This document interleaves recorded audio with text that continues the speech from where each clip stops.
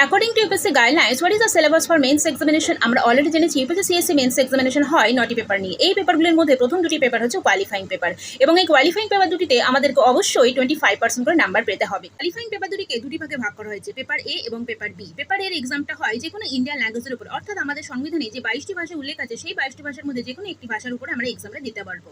এবং পেপার বির এক্সামটা হয় ইংলিশ ল্যাঙ্গুয়েজের উপর। এবার দেখে নেওয়া যাক এই দুটি পেপারে কোন কোন টপিকের উপর আমাদের এক্সামটা হয়।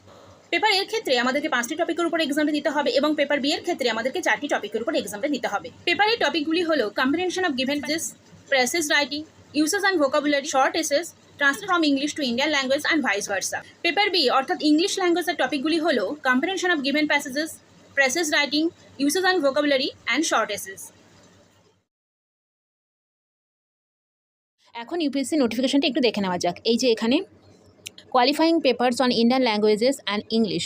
The aim of the paper is to test the candidate's ability to read and understand serious discursive prose and to express ideas clearly and correctly in English and Indian language concerned.